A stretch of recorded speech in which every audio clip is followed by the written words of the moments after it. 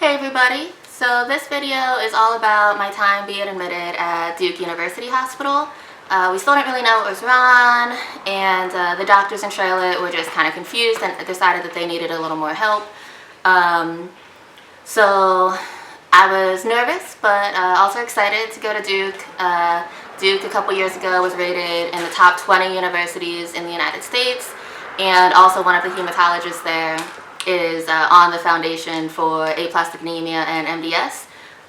So this was really just a good place to be to try to figure out what was wrong, but it was also scary. So the rest of this video will explain a little more about that. Driving to Duke for my first appointment, classic fast food stop, and a Shamrock Shake from McDonald's. Made it to the clinic. We talked about the options of a bone marrow transplant or getting medicine. I chose to get the medicine. The doctor agreed because he doesn't think that I'll find a bone marrow donor. Back at home in Charlotte, one of my worst reoccurring nightmares is about my childhood cat dying. In real life, she died like 3 years ago, but it still gets to me. Update. Doctors think that I have severe aplastic anemia. Plan A is I go to Duke and get admitted in the hospital. I get medicine. The doctors think there's about a 60% chance of that working and also a chance of relapsing in a year. If that doesn't work, I will get a bone marrow transplant, 10 to 20% chance I find a donor for that to happen, but if it does happen, there's a 90% chance of survival. There's also high risk of not surviving the transplant, but the doctors think it's a great option. Plan C. If both plans aren't available or don't work, there's generally a 30% chance of survival past 2 years with severe aplastic anemia and no treatment. So hoping for plan A to work. I added up the total bills of insurance that I've gotten. It's been a little under 3 months so far of not working and just going through all this medical stuff. It's been $295,000 in hospital bills that I was charged. But luckily with insurance, I only pay $6,748, which is still quite a bit of money. So heading to Duke soon to get this medicine as an inpatient. Last dinner before being admitted for a bit. So the bus that I'm taking to Duke, the doctors don't want me to drive myself. So far there's a 3-hour bus delay to Duke.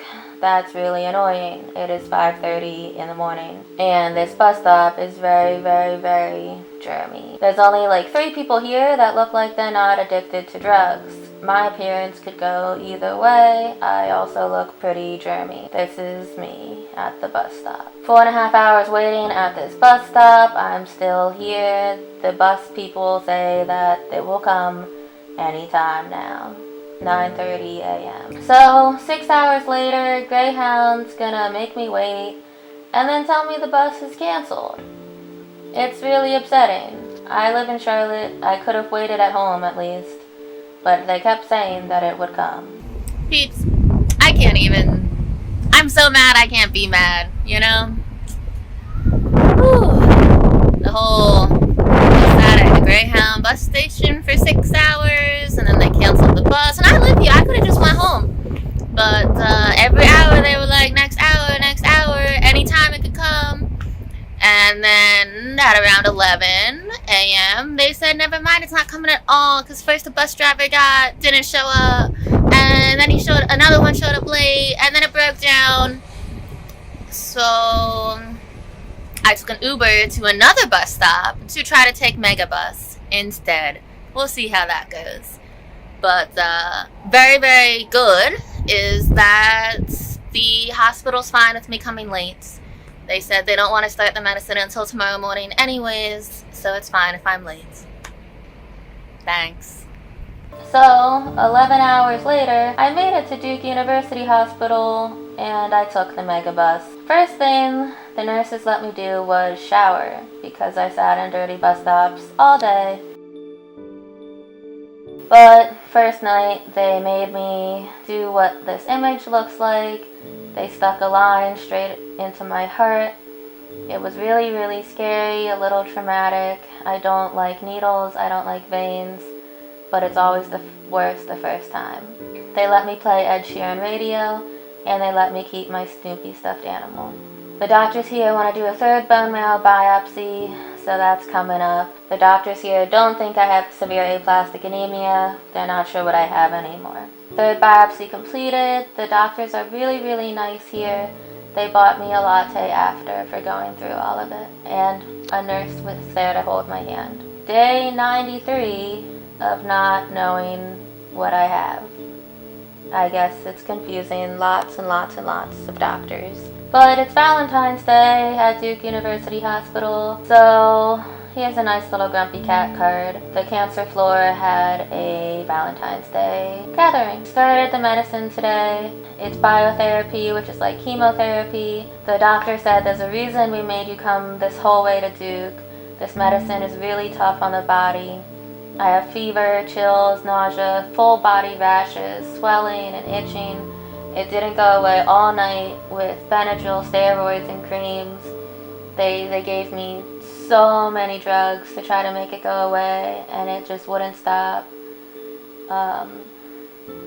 Really, really rough night. Most of my body's covered in bruises after it was covered in hives. And looks like this. But last night it looked a lot worse. It was just all swollen and in hives.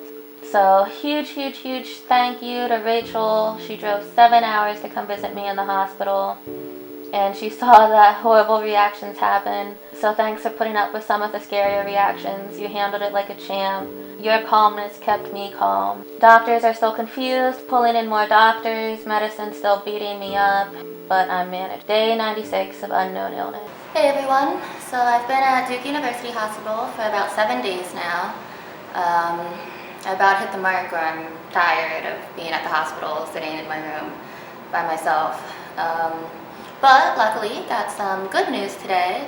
So I mean, for the last 3 months, we're on and off about diagnoses, and when I first came to Duke, we were back to not knowing what I had. But as of today, they think that I have PNH. I don't really know a ton about it yet. I'm gonna do some more reading. And they really hope that the medicine I'm getting right now will be what I need to go back to a relatively functional life in a couple months. It just takes a long time for the medicine to kick in. I will say that this medicine beats up my body for the last week. It's like horse protein, and it attacks your cells. So I've just been breaking out in rashes and hives and fevers and nausea, and this medicine's pretty tough. But I'm really glad that they feel more confident about a diagnosis again. As of yesterday, they had other doctors in for infectious diseases, and we're all more worried. And I needed some more concrete news, which was really good to start off the day. And Duke is the facilities aren't as new and stuff as the Charlotte Hospital, but they have lots of activities on the cancer floor. They had a Valentine's Day party, which was really sweet. I'm like the second youngest patient on the floor. Everyone is like above 60, but it's nice the opportunities and sort of support they have here. Maybe on Thursday they have like free haircuts and stuff. I might get a free haircut, something like that. So yeah, I've just been trying to stay positive. This hospital visit has been hard on my body, but hopefully we'll go up from here. Learning to be braver plus anxiety medicine helps. This is taking out my pick line. Rachel, who came to visit me, dropped off a card. She says, I know cards are kind of awkward, but you're a badass and you will get through this. Card on point. I really, really, really appreciate the encouragement. Want to know how to make your skin look like a leopard? Get a blood disorder and inject yourself with horse protein for 6 days. Yeah. Well, this week beat me up, but hopefully things will go up from here. Home, using some time to decompress. Last week was rough. I'm now on some very expensive medicine. Luckily, I don't have to pay anything. And shout out to this MVP for taking off work and driving 5 hours to pick me up from the hospital. I really, really appreciate it. I wasn't going to go on the bus home per doctor's suggestion, and I needed someone to pick me up for them to let me leave.